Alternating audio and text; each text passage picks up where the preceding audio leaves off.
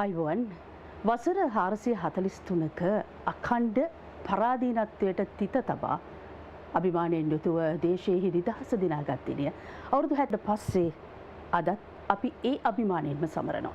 නමුත් මෙය හුදෙක් දින සැමරුමක් නොවන බව විශ්වාස කරන්න.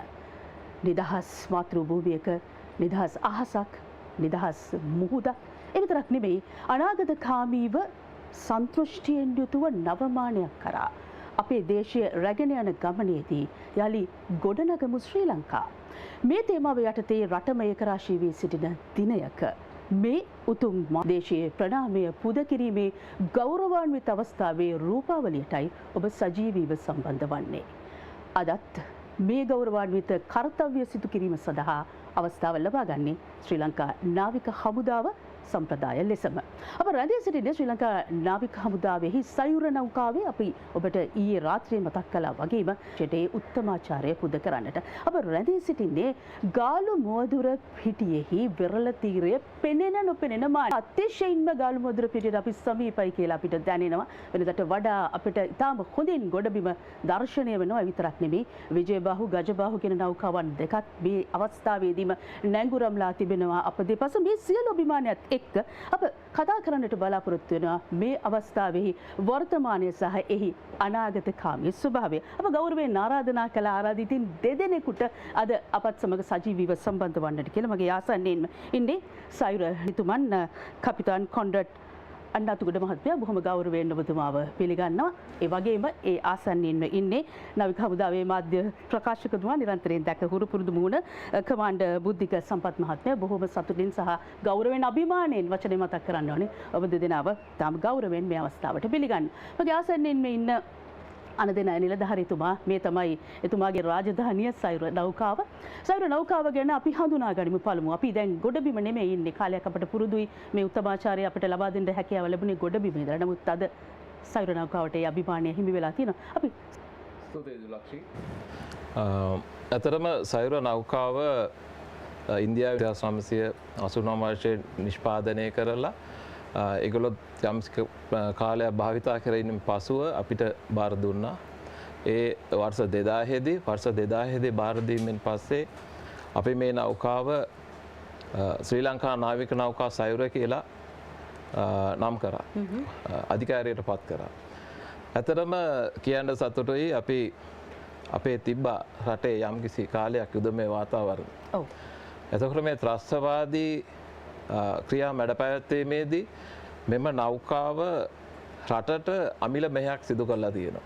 මොකද එතකොට අපිට තිබ්බ එකම නැව මේක තමයි දජ නෞකාව. එතකොට අපිට තිබ්බ ලොකුම නැව සහ ගොඩක් ගැඹුරු මොහොතේ ආවේශන රාජකාරී සඳහා යොදා ගැනීමට හැකියාව තිබ්බ එක නමක් තමයි මේක. ඉතින් මේ නෞකාවෙන් යුදමේ කාලෙදී ගොඩක් වැඩ කරලා තියෙනවා. ඉතින් නමුත් එක්තරා වකවානුවකදී යුද්ධය අවසන් වුණා.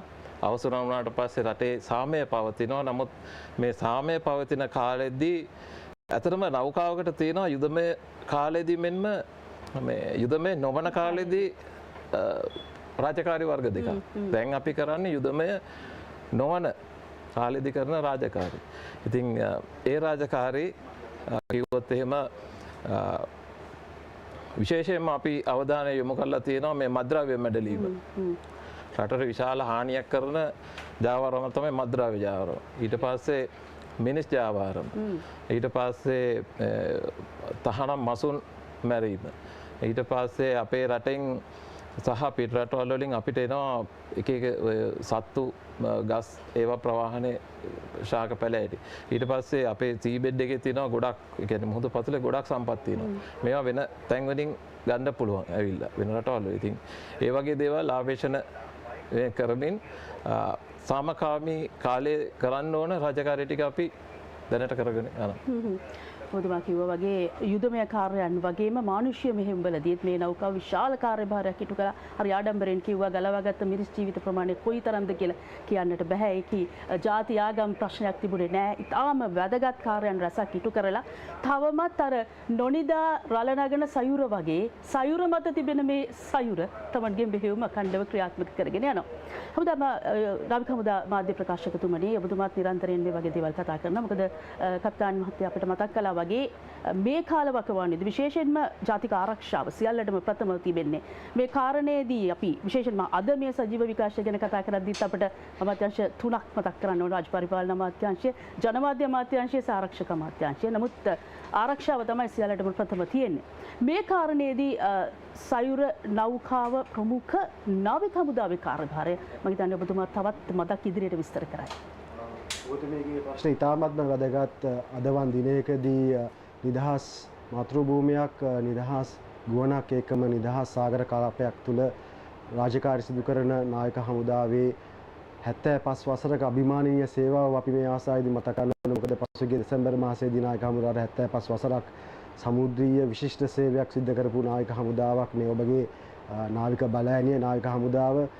විශේෂයෙන්ම ස්ථාවර සාගර කලාපයක් වගේම ලංකාවේ සමුද්‍රීය අභිලාෂයන් ඉෂ්ට කර ගැනීමට ජාතික ආරක්ෂාව තහවුරු කර ගැනීම කියන කාරණාවේදී දිවින වටා ඇති මුහුදු තීරය සම්පූර්ණයෙන්ම පැය 24 පුරාම ජාතික ආරක්ෂාව වෙනුවෙන් නීතිවිරෝධී කටයුතු මැද පැවැත්වීම සඳහා නායක හමුදාවේ සම්පූර්ණ බලඇණියම නාවික හමුදාපතිතුමාගේ පූර්ණ අධීක්ෂණය යටතේ ආරක්ෂා අමාත්‍යාංශයේ උපදෙස් මත පැය 24 පුරාම සංකීර්ණ වූ නායක මෙහෙයුම් සිදු කරමින් සිටින මොහොතකදී අදවන් දිනයකදී ජාතිය වෙනුවෙන් පුද කරන ඉහළම ගෞරවය පුද කිරීම සඳහා නායක හමුදාවේ නාවික බලඇණියේ නෞකා 3ක් මේ ගාලු මුහුදට ඉදිරිපිටට ඇවිල්ලා නැංගුරම්ලා මේ අභිමානවත් 78 වෙනි නිදහස් දිනේදී ගොඩනගමු ශ්‍රී ලංකා කියන තේමාව යටතේ ජාතිය වෙනුවෙන් පුද කරන ඉහළම ගෞරව පුද කිරීම සඳහා ලැබීම මම හිතන්නේ නායක හමුදා ඉතාමත්ම අභිමානය සහ ගෞරවයෙන් යුතුව මේ අවස්ථාවේදී සිහිපත් කරනවා.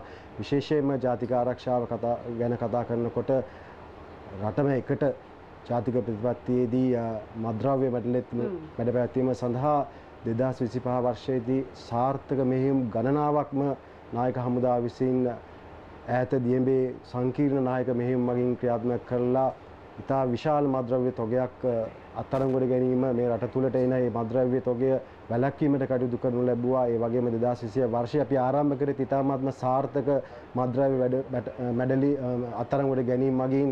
ඒ නිසා මම හිතන්නේ නායක හමුදාව සිදු කරන මේ ජාතික ආරක්ෂාව සම්බන්ධයෙන් කරන කටයුතු සම්බන්ධයෙන් කරන මෙහෙයුම් සම්බන්ධයෙන් මම හිතන්නේ ඔබ නාලිකාවෙන් හැම මාධ්‍ය නාලිකාවෙම නිරන්තරයෙන්ම දෛනිකව වාර්තා කරනු ලබනවා. ඒ නිසා මේ අවස්ථාවේ තාමත්ම අභිමානයෙන් යුතුව ගොඩනගමු ශ්‍රී ලංකා කියන මේ උදාර තේමාව යටතේ රටම එකට මේ උදාර ජනතාව ඒකරාශී වෙලා එකට රට ගොඩනැගීම සඳහා නව මානයම් සොයමින් නව බලාපොරොත්තු සහිතව අභියෝග ජය ගනිමින් සිටින මේ එකවන් වූ ජනතාව වෙනුවෙන් ජාතිය වෙනුවෙන් නායක හමුදාව පුද කළ හැකි ඉහළම උත්තමාචාරය පුද කිරීම සඳහා නායක නෞකා සයුර නෞකාව මත මේ අවස්ථාවේ සැලසීම සම්බන්ධයෙන් නායක හමුදාව ඉතාමත් අභිමානයෙන් ගෞරවයෙන් මතක් කර සිටිනවා. අනදින හරිතුමනි ඔබතුමත් වසර 30කට ආසන්න අත්දැකීම් තිබෙනවා නාවික හමුදාවත් එක්ක. දැන් අපි මේ ද්විත්ව අභියෝගය ගැන කතා කරන්න බලාපොරොත්තු වෙන නිසා ඊට කලින් පූර්විකාවක් මම හිතන්නේ කොන්රඩ් අන්නතුගුරු මහත්මයාගෙන් අපි දැනගන්නට ඕනේ. ඒ තමයි මේ මානුෂීය මෙහෙයුම් සහ මුදවා ගැනීමේ කටයුතු වලදී මම හිතන්නේ නාවික හමුදාව තමයි පූර්ව වශයෙන්ම අපිට වැඩිම උදාහරණ ලබා දුන්නේ. ඔබතුමා කියනවා වෙනම පුහුණු බලයන් හිටියා වෙනම පුහුණුවක් ඔබතුමාලට ලබා දුන්නා. මේ ද්විත්ව අභියෝගයේදී නාවික හමුදාවේ කාර්යභාරය අපි තවදුරටත් කතා කරන්න බලාපොරොත්තු වෙනවා. නමුත් ඔබතුමා අපිට පූර්විකාවක් ලබා දෙයි සම්බන්ධයෙන්. ඔව් අතරම දුලක්ෂී මේ නාවික හමුදාව තමයි ඉස්සල්ලාම මේ ගලවා ගැනීම ඒ කියන්නේ ගම් වතුර සහ වෙනත් ආපදා වලින් ගලවා ගැනීම සඳහාම වන වෙනම කණ්ඩායමක් නිර්මාණය කළ කිව්වොත් මම නිවැරදි කියලා මොකද හිතනවා. මොකද මමත් එම ආයතනයේ එම ඛණ්ඩයේ අනදෙන් නිලධාරී වශයෙන් කටයුතු කරපු නිසා. ඉතින් ඇත්තරම ගොඩාක් පුහුණුවලත් නාවික කොට්ටාසයක් අපිට ඉන්නවා නිලධාරි කොට්ටාසයක් ඉන්නවා ඒත් එක්කම අපිට මේකට අවශ්‍ය උපකරණ ඒ උපකරණ ඒ කියන්නේ බෝට්ටු එන්ජින් ඊට අමතරව මුදා ගැනීමේ උපකරණ සෑහෙන ප්‍රමාණයක් අපි ගාව තියෙනවා. ඉතින් මේවා පාවිච්චි කරලා අපි දිනෙන් දින දියුණු වෙලා ඉදිරියට යනවා මිසක් අපි ආපස්සට යමක් නැහැ. නමුත් අපේ ඇත්තටම මොකක් හරි ආයතනයක හෝ ඛණ්ඩයක දියුණුව කියලා කියන්නේ අත්දැකීම් මතින් ලබාගත්තු පන්නරේ තමයි අපේ ඉදිරිය. ඉතින් අපිට හොඳ ශක්තිමත් මේ මුදා ගැනීමේ විශේෂයෙන්ම ගම් වතුර සහ ඒ කියන්නේ ඕන ආපදා තත්වයකදී මුදා ගැනීමේ හොඳ කණ්ඩායමක් අපිට ඉන්නවා. අපේ නාවික හමුදා මාධ්‍ය ප්‍රකාශකතුමන් මෙයට පූර්විකාවක් සම්පාදනය කරා. මම හිතන්නේ මෙවැනි කාර්යයන් අතරදී මෑතකදීම බස් රථයක් ගලවා ගැනීම හිටි 69 දෙනා කොහොමද බේරගත්තේ වගේම නාවික හමුදාව මේ අවස්ථාවේදී ගත්ත ක්ෂණික තීරණ සහ පියවර බේරගත්ත මිනිස් ජීවිත වගේම උන්ට ලබා දුන්නු අනාගතය පිළිබඳව බලාපොරොත්තු මේ වගේ අපි හරියට කතා කළා. එය යලි සිහි කැදවන්න අද හොඳම දවස. ඉතාමත්ම මම හිතන්නේ අද උචිත දවසක් ජාතික අපතේදී කොහොමද හමුදා සන්නද්ධ ආරක්ෂාව තහවුරු කරනවා වගේම රටේ ආරක්ෂාව තහවුරු කරනවා වගේම රටේ ජනතාව අපදා තත්ත්වයකදී මුදා ගැනීම සහ ත්‍රිවිධ හමුදාව ඒකාබද්ධව කටයුතු කරේ කියන කාරණාව සම්බන්ධයෙන් අපදා කළමනාකරන මධ්‍යස්ථානයත් ආරක්ෂා අමාත්‍යාංශයේ උපදේශ මත මම හිතන්නේ කලාවය සිද්ධිය සම්බන්ධයෙන් ඒ අවස්ථාවේදී රළු ජල පහරට හසුව සැඩ පහරට හසුව ඉතාමත්ම අනාරක්ෂිතව සිටි මගින් බේරා ගැනීම සඳහා මුළු ත්‍රිවිධ හමුදාවම ඒකාබද්ධ මෙහෙයුම් ගණනාවක්ම ක්‍රියාත්මක කරන ලැබුවා. නමුත් ඒක අපිට ඉතා විශාල අභියෝගයක් වුණා. ඒ තිබ්බ කාලුගුණික තත්ත්වය, පාරිසරික තත්ත්වය, ජලපාරේ තිබ්බ සැර මේ කියන කාරණා වලින් කොමාරි නායක හමුදාපතිතුමාගේ එකම අරමුණ සිද්ධ වුණේ කොහොමhari මේ සිළුම දෙනා නිරුප්‍රතිව බෙදාගත යුතුයි කියන කාරණාව එහිදී නායක හමුදාවේ මේ පරිපූර්ණ පුහුණුවකින් යුක්ත මේ නාවික පිරිස එකම අධිෂ්ඨානයෙන් යුතුව කටයුතු කරා. අපි කෙසේ හෝ මේ පුද්ගලයන් බේර ගන්නවා කියන කාරණාවේදී එහිදී දීර්ඝ උත්සාහයන් කීපයක් දරමින් දීර්ඝ වේලාවක් උත්සාහ කරමින් කොහොම හරි අපි අවසානයේදී ඒ අභියෝගය ජයගෙන කිසිදු අනුතුරක් නොවි ඒ පුද්ගලයන් සියලු දෙනාම ආරක්ෂිතව අපි බේරගනු ලැබුවා. ඒකම ඒ ආපදා තත්ත්වයේදී සහ පසු ආපදා තත්ත්වයේදී අනිකුත් හමුදාවන් සහ සහන සලසන ආයතන සමග සම්බන්ධීකරණ වෙලා ඉතාමත්ම ඉක්මනින් රට නැවත තිබ්බ තත්ත්වයට වඩා ඉතාමත්ම ඉහළ තත්ත්වයට ගෙන ඒම සඳහා යහුසුලුව නායක හමුදාවත් අනිත් හමුදාවලුත් කටයුතු කරමින් සිටිනවා. මෙහිදී අපි විශේෂයෙන්ම මතක් කරනවා වෙරළ ආරක්ෂක දෙපාර්තමේන්තුවත් මේ සෑම කටයුත්තකදී වෙරළ ආරක්ෂක දෙපාර්තමේන්තුව නායක හමුදාව සමග ඉතාමත්ම මනා සම්බන්ධීකරණයෙන් යුතුව කටයුතු කරනවා. මේ හැම දෙනාගේම සම්බන්ධීකරණය ඒකාබද්ධ වීමම තමයි අද අපේ රටේ තියෙන ශක්තිය. මේ සෑම අවස්ථාවකදීම අපිට ඉතාමත්ම හොඳින් මුහුණ දීලා අභියෝග ජයගෙන නීති ආරක්ෂා කරමින් රටේ ජාතික ආරක්ෂාව තහවුරු කරමින් අපදා තත්ත්වයකදී වුණත් අපිට ශනිකව ඒ සඳහා ප්‍රතිචාර දක්වලා නැවත ඉක්මනින්ම ගොඩනැගීමට හැකියාව ලැබලා තියෙනවා. සමහර විට එදා දවසේ මේ තාක්ෂණය මේ හැකියාවන් නොතිබෙන්නට ඇති. නමුත් නාවික හමුදාව සහ ඔබ මතක් කළා වගේ ප්‍රමුඛව මේ සියලු හමුදාවන් තමන්ගේ ජීවිතය තමයි අන්තිමටම සලකන්නේ. රටේ ආරක්ෂාව, රටේ මහජනතාව වයස බෙහෙදයක් නැහැ. පුතුමා කියනවා මේ සමහර මෙහෙයුම් වලට ගියාම වයසක ආච්චියම්මලා ඒ අයව බොහොම අමාරුවෙන් තමන්ගේ නිවෙස් වලින් අරගෙන ඇවිල්ලා වුණ බොහොම නිරුපද්‍රිතව ගොඩබිමට අරගෙන එන එක තමයි මෙහෙයුම් වල ප්‍රධාන කාර්යයන් බවට පත්වන්නේ.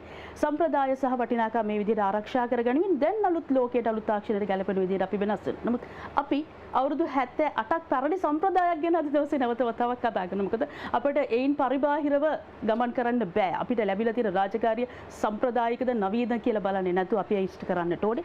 අපි දැන් මේ ආව ප්‍රධාන රාජකාරියෙහි කාරණයක් පසුබිම ඔබතුමාට කෙටියෙන් පැහැදිලි කරන්න පුළුවන් නම් ඉතාමත් වටිනවා. මේ අවිමගින් උත්තමාචාර දැක්වීමේ ඉතිහාසය සහ ඒ වර්තමානයට ආවේ කොහොමද කියලා අපි කෙටියෙන් කතා කරමු.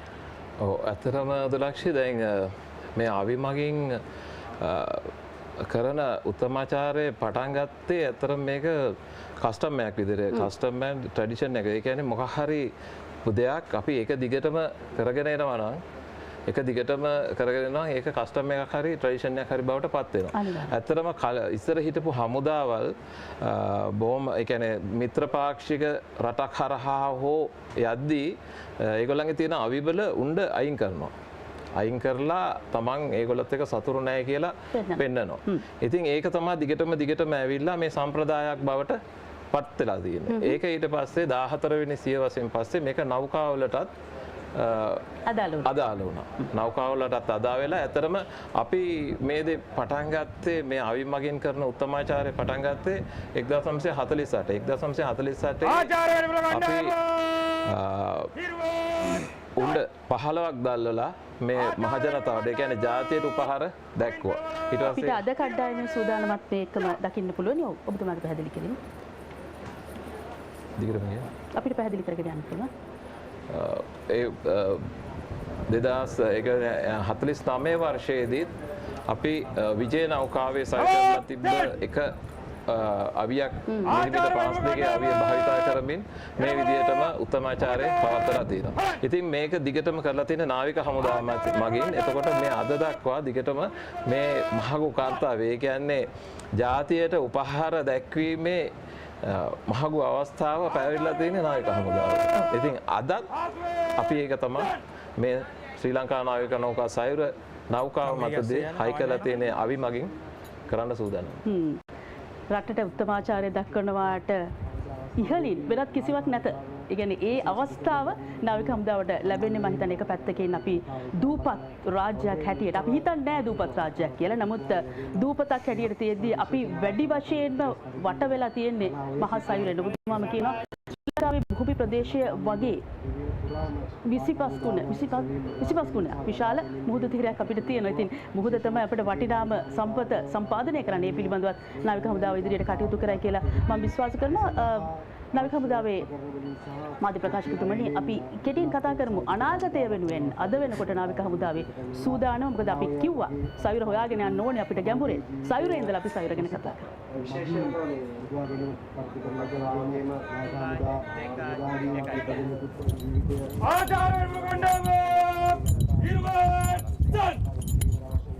මේ අවස්ථාවේ ස්තුතියි නාවික හමුදා මාධ්‍ය අධ්‍යක්ෂ කමාන්ඩර් බුද්ධික සම්පත් සමග සයුර වන්දන නිලධාරී කපිතාන් ශක්තිවන්ත ඕන ස්ටුඩියෝ මේ අදහස් ඔව් ගයන් අපි විශේෂයෙන් කතා කරන්නට ඕන මේ ශ්‍රී ලංකා නාවික හමුදාවේ 78 වන ඉදා සමරුන් දිනේ ජාතිය වෙනුවෙන් ආචාර්ය වෙනිමුර පුද කිරීම සඳහා ආචාර්ය වෙනිමුර කණ්ඩායම පෙළසාදාත තුමනි බොහොම හොඳයි පාසුවෙන් තියන්න එසේය තුමනි මන් දැනුමෙන් යුක්තව සන්නද්ධව ඉදිරියට දියුණු වෙමින් පවතිනා වගේම 2030 අපි නායක හමුදා සැලැස්ම මේ Naval Strategy 2030 and beyond මේ මනා සැලැස්මකට යුතුව නායක හමුදා ආචාර්ය වැඩිපුර කණ්ඩායම සම්ප්‍රදායික හෝ සම්ප්‍රදායික නොවන ඕනෑම ආචාර්ය වැඩිපුර කණ්ඩායම පාසුවෙන් කලාපීය ඒකාබද්ධතාවයෙන් සහයෝගීතාවයෙන් ඉතාමත්ම මනා සම්බන්ධීකරණය කටයුතු කරමින් ඉදිරියට ප්‍රගමනය වෙමින් මුදු කලාපය සුරක්ෂිත කරමින් සුරක්ෂිත අභිමානවත් ජීවිතයක් නොසන රටක් වෙනුවෙන් කැපවී කටයුතු කරනු ලබනවා. මම හිතන්නේ ශ්‍රී ලංකාව තුළ විතරක් නෙමෙයි ජාත්‍යන්තර සම්බන්ධතාවයනොත් ඒ ආකාරයෙන් පවත්වාගෙන යන්නේ අපේ අත්දැකීම් ලෝකයට ලබා දෙන අතර ලෝකීය අත්දැකීම් අපිට අරගෙන ඇවිල්ලා ලෝකයට සරිලට අපේ මේ කුඩා දිවයින නෙමෙයි මහා විශාල දැවැන්ත උදාහරණ ලෝකයට සපයපු අභිමානවත් රාජ්‍යයක් රටක් හැටියට අපි ලෝකයට අපේ නම අරගෙන යන්න නාවික හමුදාව ලබා දෙන දායකත්වයට සාමාන්‍ය පුරවැසියන් හැටියට අපි බොහොම ස්තුතියි කියලා කියනවා නාවික හමුදාවට සහි සිටින නිලධාරීන්ට. කපිතාන් කොන්ඩට් අනතුගඩ මැතිතුමනි ඔබතුමා මේ අවි පිළිබඳව විශේෂඥයෙක්. ඒක තමයි මම අහලා තියෙන්නේ. එතකොට අවි මගින් මිනිසුන්ගේ පරිණාමය වගේ පරිසරයේ ලෝකේ පරිණාමය වගේ අවියටත් පරිණාමයක් තිබෙනවා. අවි පරිණාමයේ කතාව මම හිතන්නේ අපිට විමසන්නට සුදුසුම කෙනා තමයි ඔබතුමා. අතරම තුලක්ෂේ මේ අවි වල පරිණාමය පටන් ගත්තේ අවුරුදු ලක්ෂ 7කට කලින් 7 ලක්ෂයකට කලින් මිනිසාගේ පරිණාමයත් එක්ක ඉස්සරලාම මේගොල්ලෝ අවිය නිෂ්පාදනය කරේ මේ කළුගල් කෑල්ලක් අරගෙන ඒකට පොඩි මිටක් ගහලා ඒ වගේ. ඉතින් මේක පරිණාම වෙලා දිගටම ඇවිල්ලා චීන ජාතිකයෝ වෙඩි බෙහෙත් හොයාගත්තට පස්සේ වෙඩි බෙහෙත් ඒ කියන්නේ නවවෙනි සියවසේදී චීන දාර්ශනිකව වෙඩි බෙහෙත් හොයාගත්තා. වෙඩි බෙහෙත් හොයාගත්තට පස්සේ මේ අවිශේෂ්ත්‍රය වෙනම පැත්තකට යොමු වුණා. ඊට පස්සේ මේ කැනන්ස් හැදුවා අවි හදලා මේගොල්ලෝ වෙඩි බෙහෙත් පාවිච්චි කරලා පොඩි ගලක් වගේ දෙයක් විසි කරන විදිහට හැදුවා. එතකොට මේකේ උපරිම කාලය ආවේ 13 සහ 14 වෙනි සියවසවල් වල මේකේ උපරිම මට්ටමට ආවා. එතකොට ඒ හදපු කැනන් එකේම පොඩි මොඩල් එකක් තමයි දැන් අපි මේ අද පාවිච්චි කරන්නේ. අතරම මේකේ හැම එකම උණ්ඩේ තියෙන ප්‍රොජෙක්ටයිලයක් කියලා කොටස. ඒ කියන්නේ මේක පත්තුන මේ කියන්නේ දැල්ලුණාට පස්සේ මේකේ යම්කිසි කොටසක් ඉවතට යනවා. ඒක තමයි විනාශකාරී විදිහට ගිහිලා මේ පුපුරන්නේ. ඉතින් මේ දැන් අද අපි මේ සෙරමෝනියල් ගන්ස් කියලා කියනවා මේකට. එතකොට මේවල එහෙම නැහැ. තනිකර කාට්‍රිජ් එකක් විතරයි තියෙන්නේ. ඉතින් ඒකෙන් අර ශබ්දයක් සහ දුමක් විතරයි පිට වෙන්නේ. නමුත් ඒකෙන් තමයි අපි අර උත්තමාචාරය පුත කරන්න බලාපොරොත්තු වෙන්නේ ඒ අවිවලි. ඒ හඬ අභිමානීය හඬක් ඒ තමයි උත්තමාචාරය දැක්වීම සඳහා නාවික හමුදාව භාවිත කරන ක්‍රියාන්විතය. මම හිතන්නේ මේක දීර්ඝ කතාවක් වෙලාවත් එක්ක ඔබතුමා බොහොම සංක්ෂිප්තව මේ කාරණය ටිකවා. ඒකම අපි දැන් මේ රැඳී සිටින්නේ සයුර නෞකාවේ මෙහෙයුම් මැදිරියේ. ඔබ වාසනාවන්තයි. මොකද මෙහෙයුම් මැදිරියට සාමාන්‍ය මිනිසුන්ට එම ලේසියකට එන්න බෑ. අපිත් හරි වාසනාවන්තයි. මේ මෙහෙයුම් මැදිරියට ඇවිල්ලා ඔබත් එක්ක කතා කරන එක. මෙහි තියෙන යම් යම් තාක්ෂණික කාරණා වුණත් මෙතුමාලා හම්බෙච්ච වෙලාවෙදී අපි කතා කරනවා. මොකද මේක උත්තමාචාරය පුද කිරීම විතරක් නෙමෙයි අපි මාධ්‍ය ප්‍රකාශකතුමා කිව්වා විතර එක දවසක ක්‍රියාන්විතයක් විතරක් නෙමෙයි සෑහෙන ලොකු කාරණාවක්. ඒ තමයි නැංගුරම් ලෑම. ඇංකරින් නැංගුරම් දාන අපේ කට්ටිය හිතන සමහර ලොකු බර නැංගුරමක් ගෙනල්ලා මෙහෙම පහළට දාන එක තමයි නැංගුරම්. නමුත් ඒත් තිබෙන වෙන තාක්ෂණික කාරණාවක්. ඇතරම දුලක්ෂ දැන් අපි නෞකාවක් සාමාන්‍යයෙන් වරායක් ඇතුලේ තමයි වරායක ජැටියක තමයි ගොඩක් වෙලාවට කඹ මගින් ආරක්ෂිතව ගැට ගහලා තියෙන්නේ.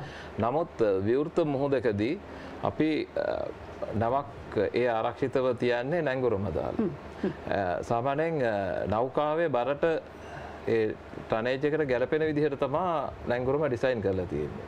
එතකොට දැන් අපේ අවශ්‍යතාවය තිබ්බේ නැවක ඉඳලා මේ ගොඩබිමට පේන විදිහට මේ නෞකාවේ මේ ජාතියට පුද දෙන මේ උත්තමාචාරය හැමෝටම පේන විදිහට කරන්න. ඉතින් ඒක තමයි අපි පුළුවන් තරමක් මේ ගොඩබිම කිට්ටුවට ඇවිල්ලා ගාල්ල මෝදර පිටිය කිට්ටුවටම ඇවිල්ලා ආචාර්ය වැඩිමුර කණ්ඩායම ගාල්ල මෝදර කවුරුද බලන්න ඉන්නවා මේක බොහොම පැහැදිලිව පේන ඇති. දැන් අපි තව ටික වෙලාවකින් මේ ආචාර්ය පටන් ගන්නවා බොහොම පැහැදිලිව දකින්න පුළුවන් වෙයි. මේ මම හිතන්නේ තවත් විශේෂ අවස්ථාවක් දෙවනි නිලධාරීතුමන්ගේ පැමිණීම. එතන දැන් මේ ඉන්න විධායක නිලධාරීතුමා 78 වන නිදහස් දිනේ ජාතිය වෙනුවෙන් ආචාර්ය වෙඩිමුර පුද කිරීම සඳහා ආචාර්ය වෙඩිමුර කණ්ඩායම සංජීව කමාන්ඩර් මුණසිංහ අවිනිලධාරී විදිහට මේ රපෝර්තු කිරීමෙන් පස්සේ අපි 12ට පටන් ගන්නවා මේ අභිමගින් මේ උත්තමාචාරය පිරිනැමීම. ඔබතුමා කිව්වා වගේ දැන් අපි මීට කලින් කතා කරේ නැංගුරම් ආචාර්ය වෙඩිමුර කරගෙන යනු. සමහර වෙලාවට හිතෙන්න පුළුවන් එහෙම නැංගුරම් ලැබවාම ඒ විදිහටම නැව එහෙම්ම කියන දේ අහගෙන ඉන්නවා කියලා. එහෙම නෑ. එතකොට නැව ඇතරම මේ අර හුලගෙන පැත්ත අනුව නැවේ එතකොට හැම වෙලේම අපිට හුලගෙන පැත්ත හිතන්න පුළුවන් නැවේ බව් එක හැරිලා තියෙන හුලගෙන පැත්තට. එතකොට දැන් මේ අපිට අද හරිම අපිට වාසිදායක නැංගුරම් ලාලා නැංගුරම් එතකොට මේ ගෝල්පේස් එකට ඒ කියන්නේ ගාල මෝදර පිටියට බොහොම පැහැදිලි පේන විදිහට නැවේ සම්පූර්ණ දිග සහ අපේ ඔය අවි සාරම්භය කරන තැන බොහොම පැහැදිලිව පේන විදිහට තමයි පිටලා තියෙන්නේ. නමුත් මේ වෙලාවේ හදිසියවත් හුලක වෙනස් වුණා මේ දිශානතිය වෙනස් වෙනවා. එතකොට මේ තියෙන ලස්සන යතේ සමහර විට පොඩක් අඩු වෙන්න පුළුවන්. වෙනස් වෙන්නත් පුළුවන්.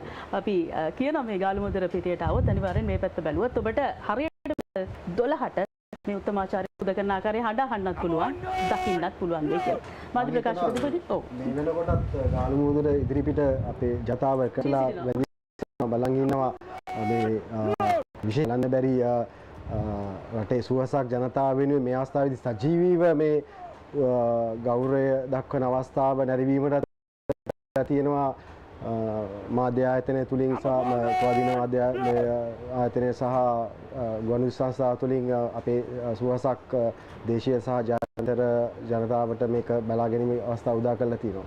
මම ඔබතුමාට ඒකම යොමු කරන්න බලාපොරොත්තු වෙන්නේ මේ වගේ මේක ප්‍රශ්නයක් නෙමෙයි. ඇත්තටම ඔබතුමාලගේ කාර්යභාරී තවත් එක කොටසක්.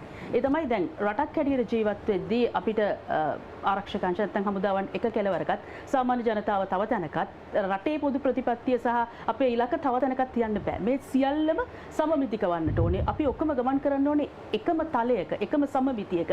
එවන් කාර්යභාරයක් තුළ මම හිතන්නේ මේ කාලවකවානුවේදී නාවික හමුදාව තවත් පියවර කිහිපයක් ඉදිරියට ඇවිල්ලා තියෙනවා. ඒ තමයි රටේ අවශ්‍යතාවයට සහ ජනතාවගේ අවශ්‍යතාවයන්ට ගැළපෙන සංකල්ප වෙනුවෙන් පෙනී සිටීම. අපි ඒ ගැනත් කතා කරන්න ඕනේ. විශේෂයෙන්ම නායක හමුදාවේ මෙහෙයුම් ගත්තම ඉතාම සංකීර්ණ මෙහෙයුම කලින් සඳහන් කරා වගේ මෙහෙයුම් විශාල පරාසයක් තරහා දිනනවා. එක් පස්සෙන් ගත්තොත් එහෙම තීව්‍ර යුද සංග්‍රාමික මෙහෙයුමුත් අනිත් පස්සෙන් ගත්තොත් එහෙම මානුෂීය මෙහෙයුමුත්.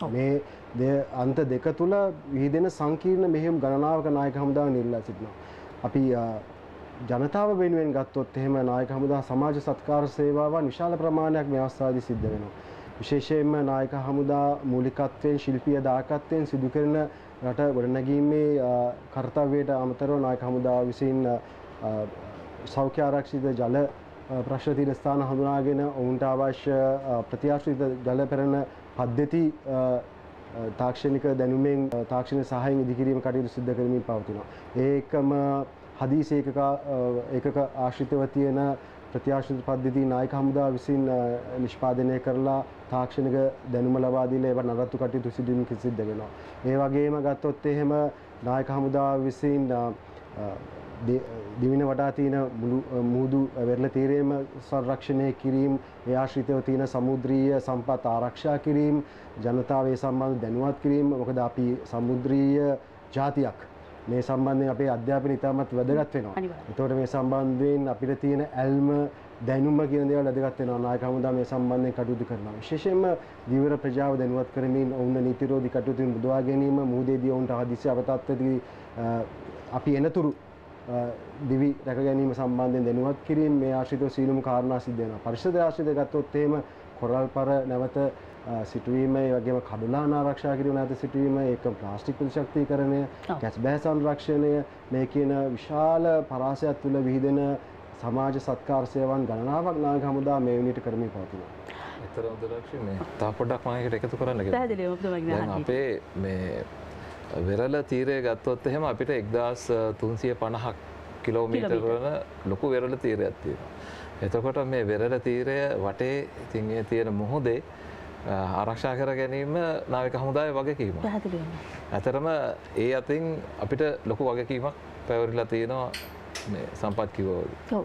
ඒ විතරක් නෙමෙයි මම හිතන්නේ මේ සම්බන්ධයෙන් ජනතාවත් එක්ක එකතු වෙලා වැඩ කරන්න. ඒ වගේම උන්ට වඩා ඉදිරියෙන් ඉඳලා වැඩ කරන්න නාවික හමුදාව හැම විටම උත්සාහ දරනවා. විතරක් නෙමෙයි මම හිතන්නේ අඛණ්ඩව ඔබතුමල්ලා ඒ ගැන දැනුවත් වෙනවා. ඒ වගේම නාවික හමුදාවේ සිටින සියලු නිලධාරීන් මේ පිළිබඳව අඛණ්ඩව සාකච්ඡාවල සම්මන්ත්‍රණවල යෙදෙනවා. ඉන්පස්සේ තමයි අලුත් දැනුම හොයාගෙන ගිහිල්ලා ඔබ අලුත් ලෝකෙට ගැලපෙන විදිහට ඕන්න පුරුදු පුහුණු කරන්නේ. මේ අය අර හමුදාව කියන සම්ප්‍රදායික හමුදාමය කාර්යයන් ඉක්මවා යන්නට මම හිතන්නේ ඒ පුරුදු පුහුණු කිරීම සහ ඔවුන් සමග කරන මේ සංවාදات අතිශයින්ම වැදගත් වෙනවා.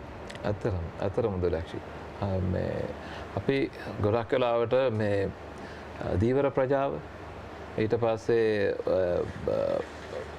රජයේ ආයතන ඊට පස්සේ පාසල් මේ සියලු දේවල්ම සම්බන්ධ කරගෙන අපේ තියෙන දැනුම ඒගොල්ලන්ට දීලා ඒගොල්ලන්ගේ තියෙන දැනුම අපි අරගෙන බොහොම ඒ කියන්නේ එකමුතුව ඇතරම කිව්වොත් එහෙනම් මේක අපේ අර දැනුම බෙදා ගැනීම සහ රටේ උන්නතියට රටේ අභිවෘද්ධියට අපේ රටට යන්න ඕන තැනට ඒ කියන්නේ හොඳ තැනකට යන්න විදිහට වැඩ කරන එක ඒක කරගෙන යනවා විදිහටම. පැහැදිලිවම අපේ සම්ප්‍රදාය ආරක්ෂා කළ හරියටම දහවල් 12ට තව විනාඩි කිහිපයයි තිබෙන්නේ පළමු උත්තමාචාර වැඩිමුරය නිකුත් කරන හරියටම එක විනාඩියයි තියෙන්නේ. ඒ අභිමානවත් අවස්ථාවේ අපි හැමදාම මතක් කරනවා ඇයි දහවල් 12ට මේ හිරු බුදුන් වන වඩාම ශක්තිය උත්පාදනය වන වෙලාවෙ තමයි මේ කටයුත්ත කරන්නේ. උත්තමාචාරය දැක්වීමේ අනුපිළිවෙල සහ එහි ක්‍රමවේදය පිළිබඳ එක විනාඩියකින් ඔබතුමා මතක් කරනවා. දලක්ෂි දැන් මේ අපිට 1948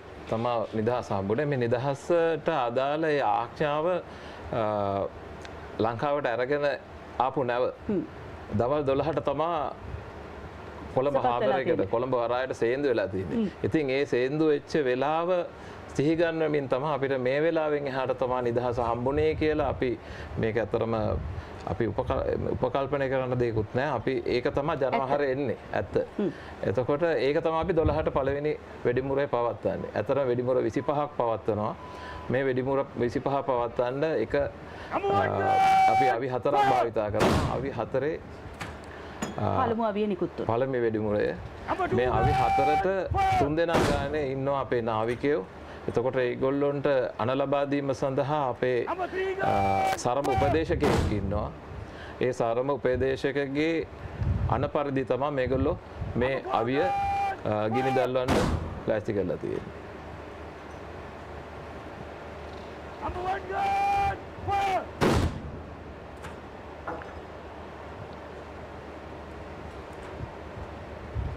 Number 2 gun, fire!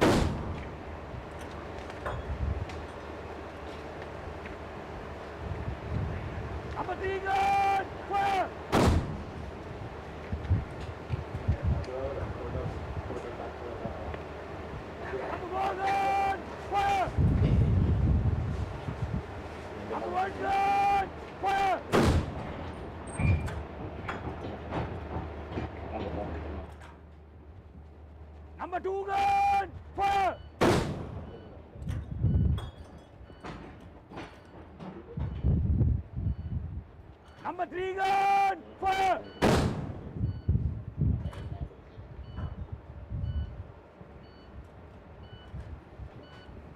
Number 1 gun, fire!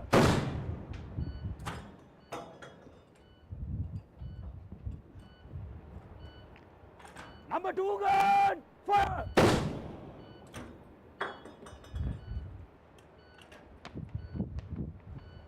Number 3 gun, fire!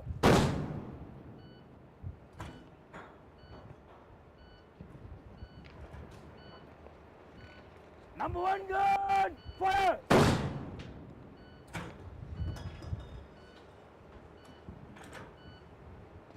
Number 2 gun, fire!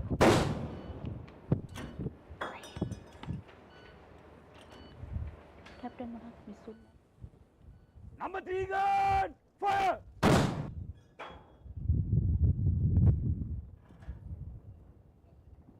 Number 1 gun, fire!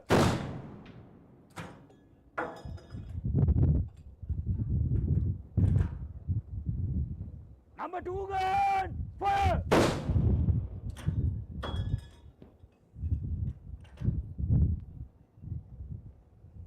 Fire!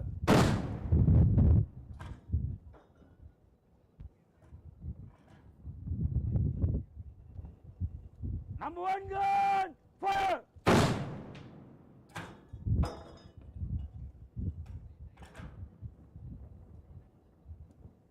Number 2 gun, fire!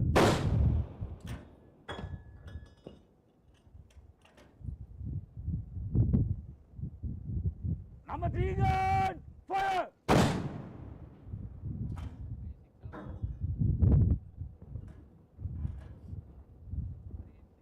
Number 1 gun, fire!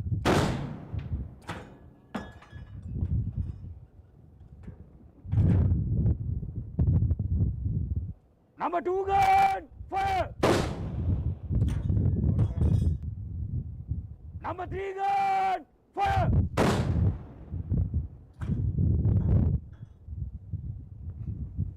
ආචාර්ය වැඩිපුර කණ්ඩායම සිරුවන් ස්ටන්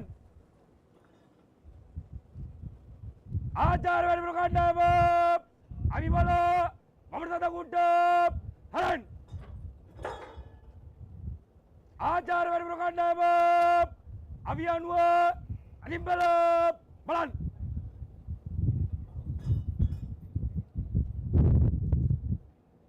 ආචාර්ය වැඩිපුර කණ්ඩායම පනිවැලෙන් මමරතද කුට්ට හරන් ආචාර්ය වැඩිපුර කණ්ඩායම පෙරවල සිගගමනේ යා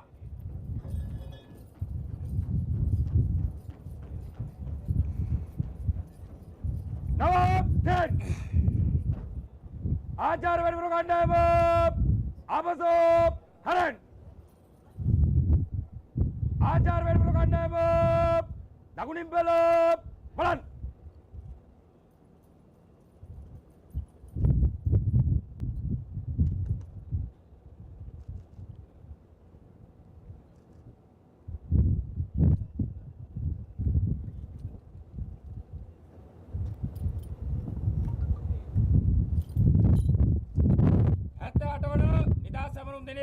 ජාතිය වෙනුවෙන් ආචාර වැඩිමුර 25 පුදකර අවසానයි.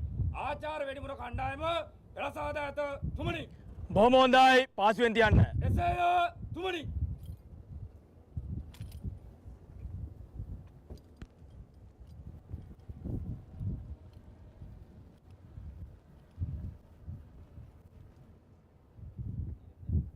ආචාර වැඩිමුර කණ්ඩායම පාසුවෙන් ස්ටෑන්ඩ්. ආචාර වැඩිපුර කණ්ඩායම සීරුවෙන් සිටෙන්.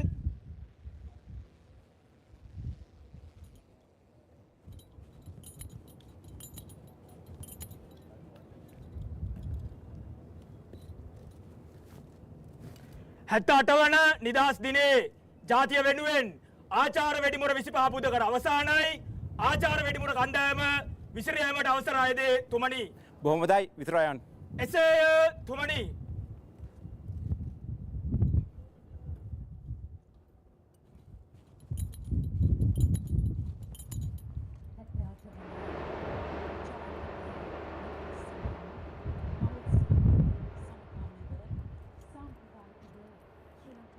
ආචාර වැඩිපුර කණ්ඩායම ගෙන යනු.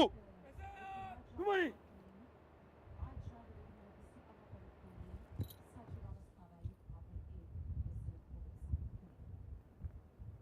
ආචාර වැඩිපුර කණ්ඩායම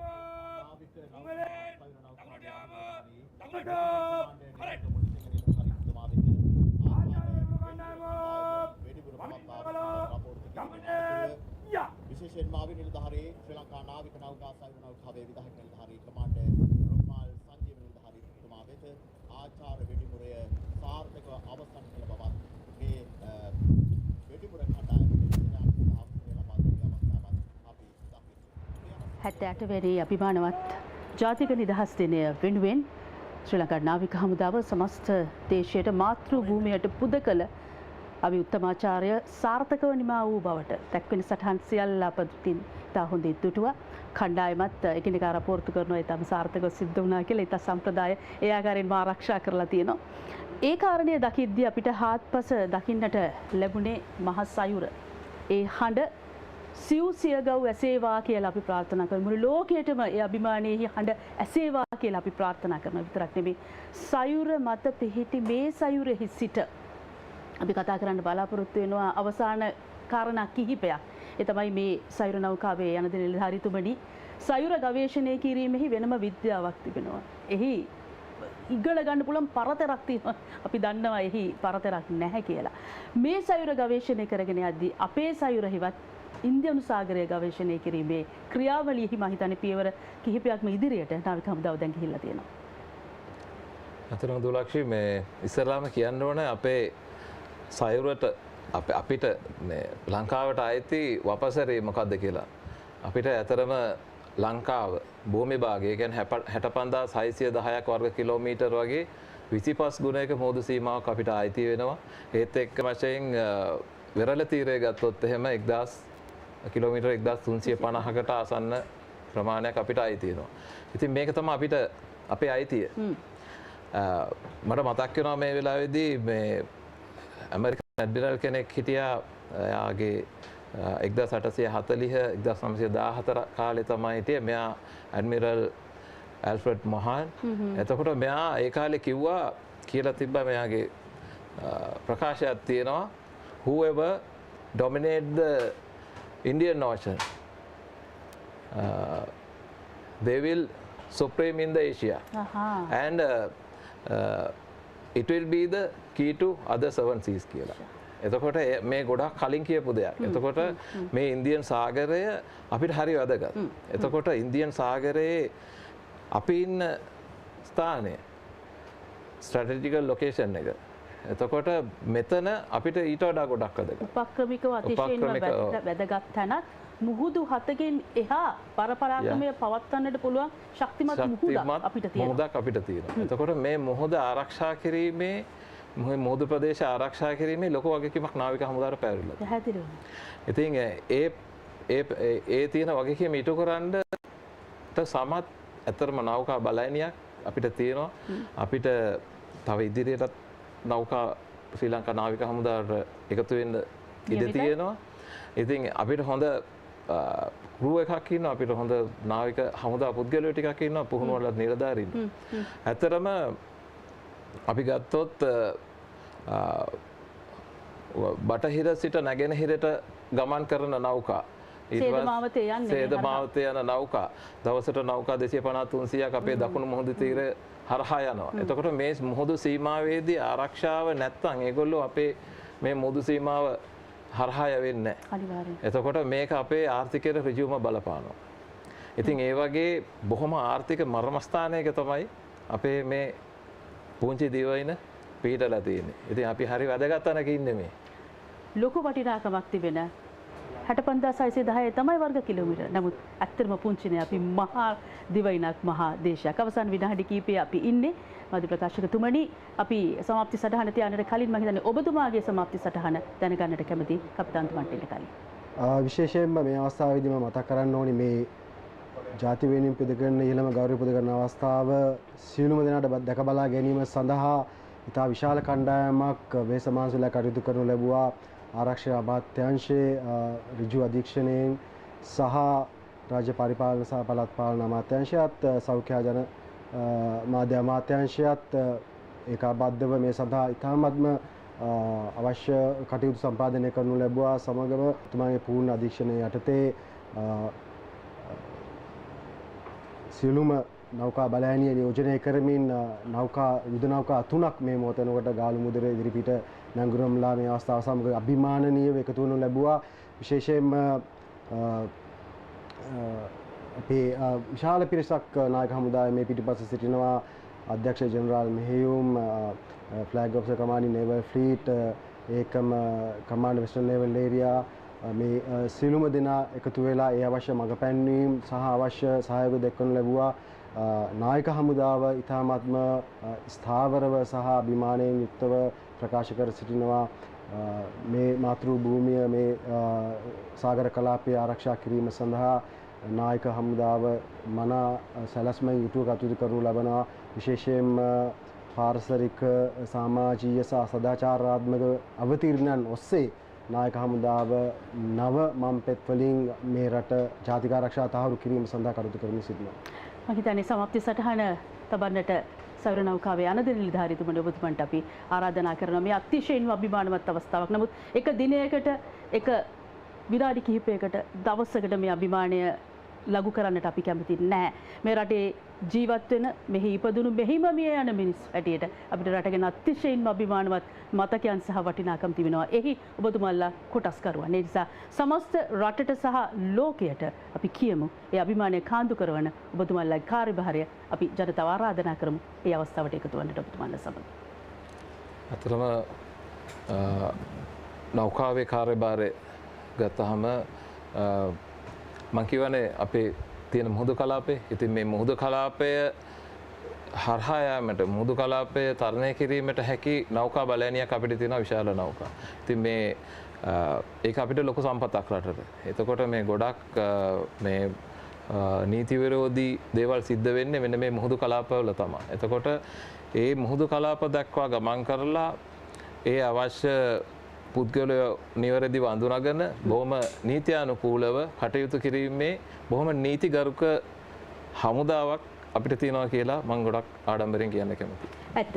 ඒ ආඩම්බරය නිසාම තමයි ලෝකයේ එදා සිට අද දක්වා සියල්ලන්ම ශ්‍රී ලංකාව අතිශයින්ම ගෞරවාන්විත සහ වටිනා දිවයිනක් හැටියට සලකා තිබෙන්නේ. අපි ස්තුතිවන්ත වෙන ඔබතුමල්ලා දෙදෙනාටම අද දවසේ 78 වෙනි අභිමානවත් ජාතික නිදහස් දිනය වෙනුවෙන් රටට පිදෙන උත්තමාචාරය නැවති ඉහළම උත්තමාචාරය පුද කිරීමේ අවස්ථාව ශ්‍රී ලංකා නාවික හමුදාව මේ වතාවේදී සිදු කරන හි සජීවී දසුන් ඔබ වෙත ගෙනීමේ වාසනාව පින අපටද හිමි වුණා. එහෙමනම් ඔබ සියලු දෙනාටම අපි ආරාධනා කරනවා මේ ගමන අපි අඛණ්ඩව ඉදිරියට යමු රට ගොඩනගන්නට රටෙහි අනාගත අභිවෘද්ධිය වෙනුවෙන් පෙනී සිටින්නට පුරවැසියන් හැටියට අපි සියලු දෙනාටම අයිතියක් යුතුයකමක් වගකීමක් තිබෙනවා. සයුර නෞකාවේ යන නිලධාරීතුමනි ඔබතුමන්ටත් නාවික හමුදා මාධ්‍ය ප්‍රකාශකතුමනි ඔබතුමන්ටත් මේ සමග එකතු වුණු සියලු දෙනාටවත් අපි අනේක වාරයක් ස්තුතියි කියලා කියනවා. අපි සිටියත් නැතත් මේ රටෙහි අනාගතය අදට වඩා සුබවාදී විය යුතුයි. ඔබට සුබ වාසනාවන්ත හෙට දවසක්.